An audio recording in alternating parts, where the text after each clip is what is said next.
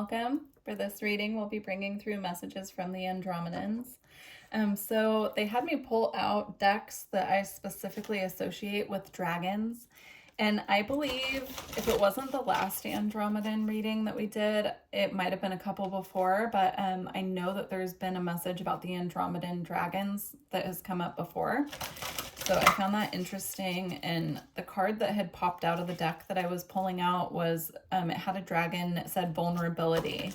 So I do feel there's a message coming through about a time of vulnerability or feeling vulnerable, feeling the need to be vulnerable. So that's just coming up as well. Let's see what comes through. All right. So the first card that we have here is Our Ancient Future. Ooh, there's a past life message coming through about feeling connected to our past lives, feeling connected also to our ancestors and how that relates to our future on this planet. Very interesting. So there's this feeling I'm getting of how it's coming through of our past lives and how they connect to our present moment, but also how our present moment and past lives both connect to our future. So interesting. Wow. Okay. So that could mean that you're doing some work right now as it relates to your past lives, and you're making the connection between how your past lives connect to your current timeline. This could be about even your past in this life and making, like, connecting the dots to how you got here from your past experiences as well. Wow. All right. This could relate to your stability, how you feel surrounding your stability as well. That's coming through. And then we have Beyond the Mind here. This is representing the third eye and our vision. Our vision of how we see ourselves, our vision of how we see our future as well. Wow. This is also about third eye activations coming through at this time, shaping the way that we're seeing ourselves, the way that we're seeing how we connect to the planet, how we connect to our spirit team. Interesting.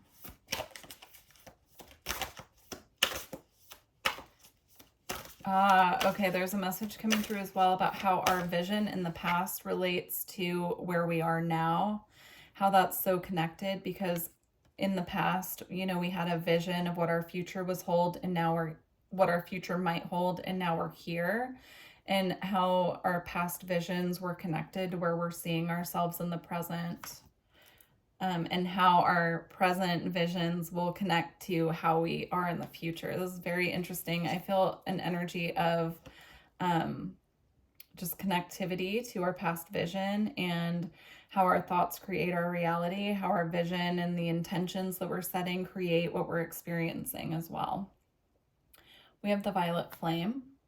So there's the energy here of clearing, paving the way is what's coming through. Transmutation, how all the energies and experiences that we've gone through and the things that we've needed to transmute have moved us forward on our path and are shaping our future. Wow. All right. Also, if you feel guided to work with the Violet Flame, that is an energy of clearing and transmutation. So if there are things at this time that you know that you need to be working on clearing and transmuting, then this is your guidance if you feel called or you're interested to work with the Violet Flame. Right, we also have the root chakra, ground and center, and that connects to the message I got about this could involve your stability.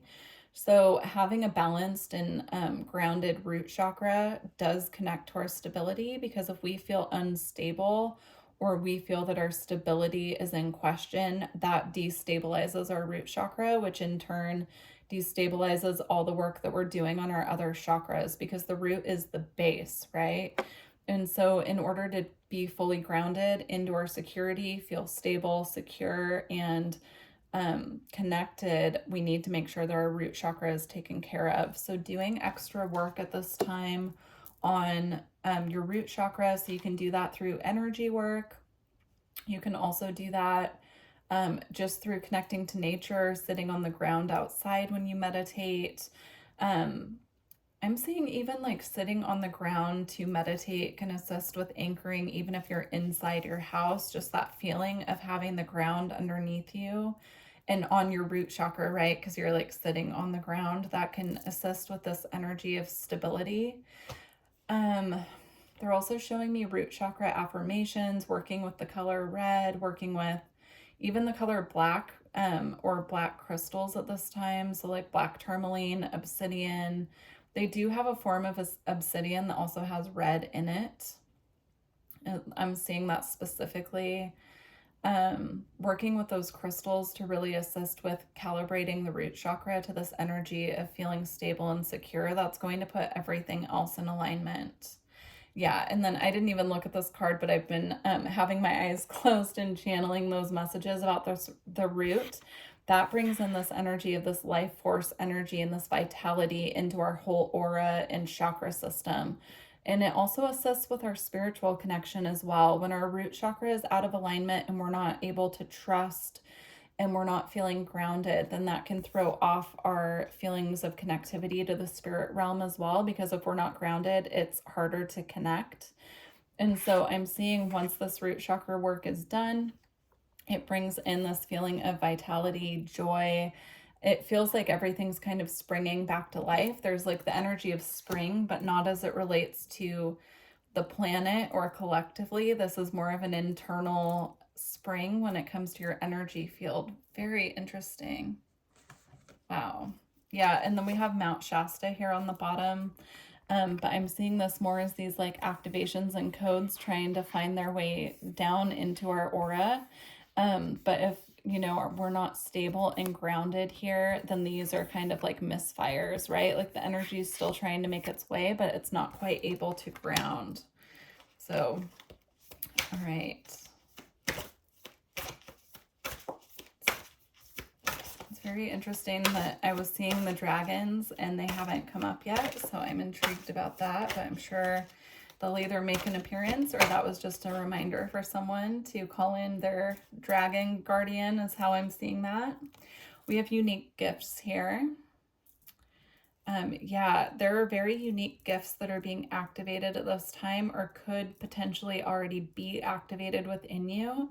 But if there are issues with the stability at this time, it's important to get that taken care of because it throws off all of everything else that's trying to come through and be anchored into the field. You could already know some of your unique gifts, and one of your unique gifts that could be being activated at this time is, again, the energy of past lives is coming up. So you could have an ability to tap into your past lives or potentially do like past life regressions for other people and assist them with this remembrance. But there's this energy of really needing to be fully grounded and stable to be able to do this work because it's such a powerful ability that you have to do this, that the more stable and grounded you are, the more information can come through. And then here we have journey to wholeness. So I'm seeing this is the result, this is the path, this is the journey. It's the journey to wholeness. I'm also seeing the rainbow here is representing all of the chakras being balanced through doing this work as well. And then we have trust your innocence here. I'm seeing this is the energy of the crown. This is the calibration. This is what's coming through and being activated once the root is fully stable and energized here. All right. We're going to go ahead and shift to a different deck.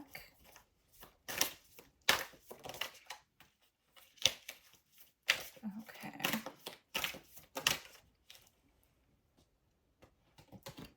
Oh, here's a dragon. We have be vigilant. Yeah, I'm seeing this representing being vigilant about staying grounded, being vigilant about your stability, being vigilant just on your own path and journey. And that's going to assist with igniting this light within the sacral chakra, which is where we create from, right?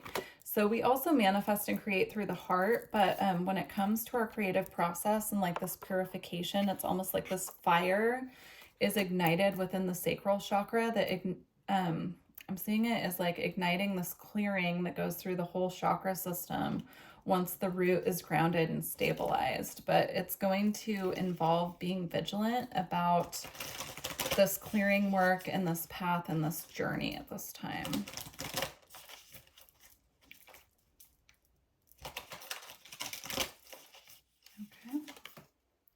We have Calm in the Storm. I love this card. It's so beautiful. Yeah, it's going to bring in a calm in what can feel like a storm right now. It's almost like standing at the eye of the storm and watching the storm rage around you, but knowing that you're safe because you're in the eye of the storm is how I'm seeing that. You could be the calm in the storm of other people, or the calm within the storm of other people's lives is what I was seeing. You could be like the grounding force for other people, and because of that, it's double important for you to make sure that you are staying grounded. Here we have another dragon. Respect your boundaries. Yeah, if you are the calm in other people's lives, and their lives are very chaotic and stormy, and you're the grounding force for them, please mind your boundaries with these people. You know, even if they're loved ones who we want to help and we care about, you know, ultimately we need to mind our own boundaries so that we're not getting bogged down with their energy and taking on their problems and trying to solve it on their behalf. So just be mindful. Okay, and here we have be patient. So this energy that's coming through and this work that needs to be done when it comes to stability and security, it is a process. It's not a race. So just be patient with the process is how I'm seeing that here. Ooh, I just saw a ladybug and then it shuffled right back into the deck. So ladybug for me is all about luck. So there could be a lucky time coming up for you. You have let your emotions flow.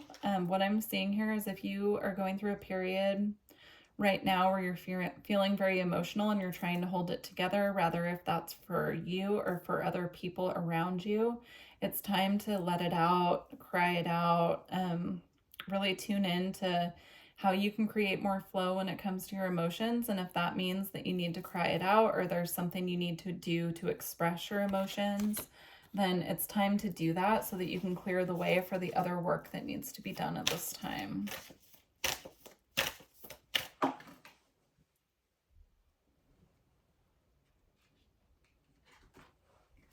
Okay, and we have honor Gaia. So earth connection at this time is really important as well.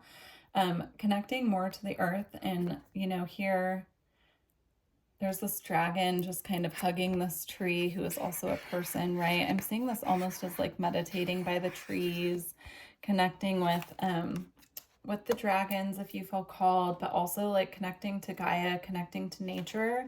That's going to automatically ground this energy and assist with the work that needs to be done on the root chakra.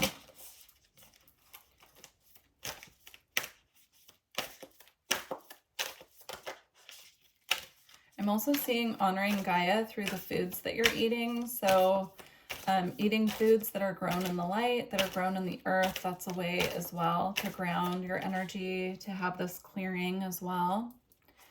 And then here we have know your fears. So facing your fears at this time could resonate with you. You could be facing a lot of fears, and that could be what's throwing off the stability of the root in that grounded feeling and causing this feeling of instability. But when you face your fears and you look at what you're so afraid of and maybe kind of look at it like, what's the worst that could happen in the situation? What am I hoping to have happen? And setting your intentions on that higher octave, that can be really helpful this time. Yeah, and as I look down, we have courage here with the lion at the bottom of this deck. So it's important at this time to really have that courage and motivation to move forward, to look your fears in the eye and just keep moving forward in a way that is suitable for you and is, you know, putting you on your higher path. So All right, we're going to close out with the Isis Oracle here. If you're interested in a personal reading or energy work, all my information is below. Astrology readings are 50% off right now, so if you're interested, the discount codes are in the description box as well. And let's see what Isis has to close out this reading for us today. All right.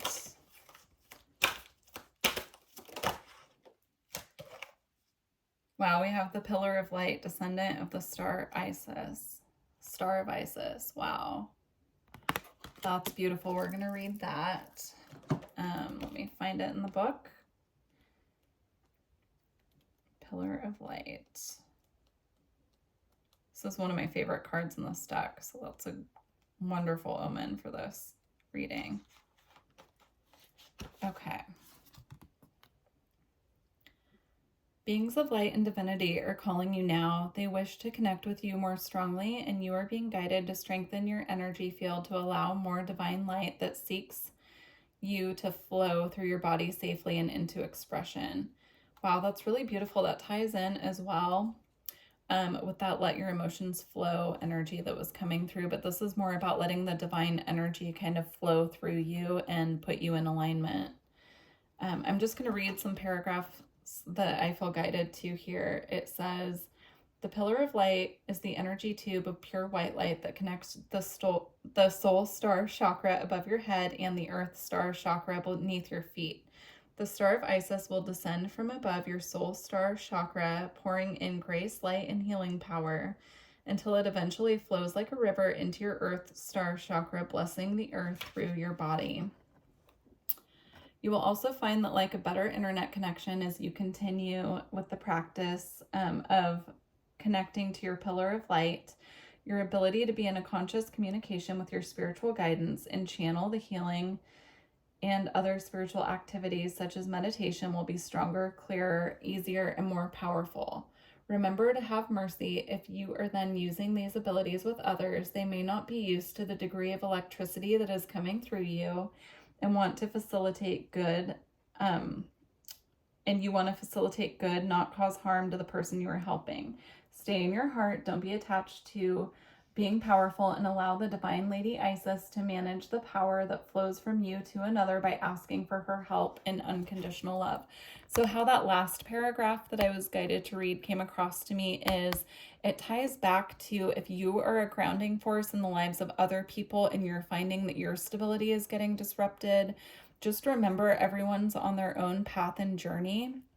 And so not to be forceful with other people if you're trying to help them, and if you find that you're having to be a little forceful with them, then it's probably not in divine alignment for you to be assisting them in such a deep way. And to kind of, that's when pulling your energy back and respecting your own boundaries and minding your boundaries comes into play here. Okay, so those are all the messages I have. If you made it this far, please don't forget to like the video. And I look forward to working with you all in the future. Please leave me a comment if this resonated. I love hearing from you guys. And yeah, I look forward to working with you in the future. Bye.